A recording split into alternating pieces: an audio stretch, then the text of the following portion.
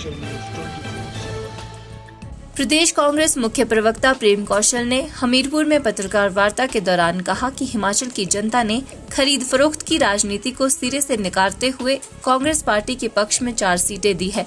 वहीं उन्होंने कहा कि 2 सीटों पर कांग्रेस पार्टी की हार का कारण देरी से टिकट देना रहा है। केंद्र में मोदी सरकार पर हमला करते हुए प्रेम कौशल ने कहा कि जहां मोदी सरकार 400 पार का नारा लगा रहे थे, वहीं अब बैसाखी के सहारे सरकार बनाने की कोशिश कर रहे हैं। उन्होंने कहा कि जहां जहां मोदी ने खरीद फरोख्त की राजनीति की, वहां पर लोगों ने भाजपा सरकार को सिरे से नकार दिया।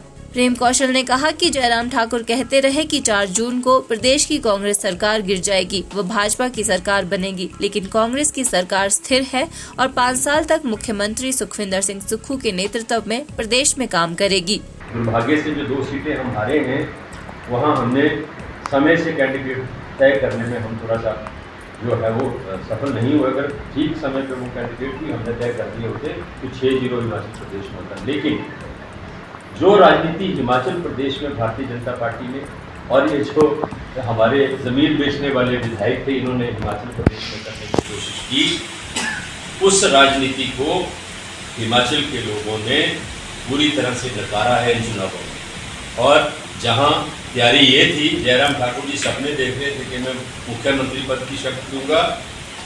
अब स्थिति ये है कि उनकी जो एक उछल कूद थी लगातार पिछले 14-15 महीने से चल रही, पहले दिन से कहना शुरू किया था कि सरकार जो ऑपरेशन लोटस हो जाएगा। अब लोटस देश में भी इस गर्मी के मौसम में मुरझा गया है और हिमाचल प्रदेश में तो मौसम सुहावना है। इसके बावजूद जो कमल पर उसकी पत्तियाँ जो हैं वो सूख भी गई हैं और झड़ भी गई हैं। तो जयराम ठाकुर जी को मैं ये कहना चाहता हूँ कि शराफत से और ईमानदारी से जो मैंडेट प्रदेश की जनता ने आपको दिया है विपक्ष में बैठने का, उसका सम्मान करें, उसका आदर करें और प्रदेश के मुद्दों की बात करें। सरकार हिमाचल प्रदेश की सुखविंदर सिंह सुक्खू जी के नेतृत्व में पूरे 5 वर्ष पूरे करेगी। 3.5 साल हमारे और हैं, हम पहले भी कह रहे थे और आज हमको कहने की ज़रूरत नहीं है।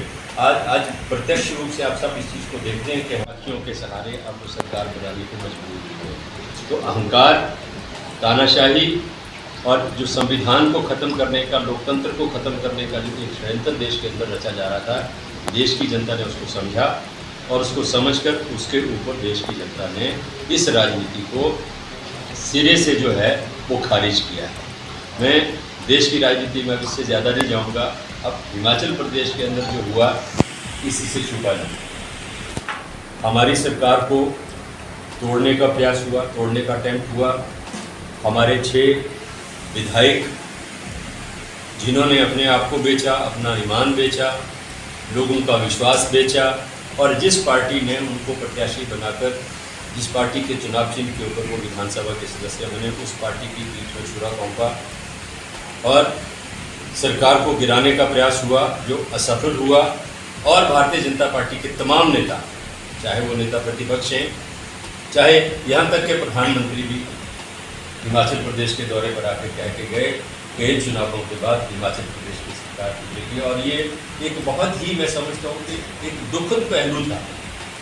देश का प्रधानमंत्री, इतने बड़ा, दुनिया का सबसे बड़ा लोकतांत्रिक देश है, उस देश का प्रधानमंत्री संवैधानिक constitutional head of the country चुनी हुई सरकार को तोड़ने की बात करके यहाँ करे, तो मैं समझता हूँ कि अपने आप में एक बहुत ही शर्मनाक और दुखदायी और दुर्भाग्यपूर्ण पहलू था। हिमाचल न्यूज़ 24/7 के लिए हमीरपुर से मीनाक्षी सोनी की रिपोर्ट।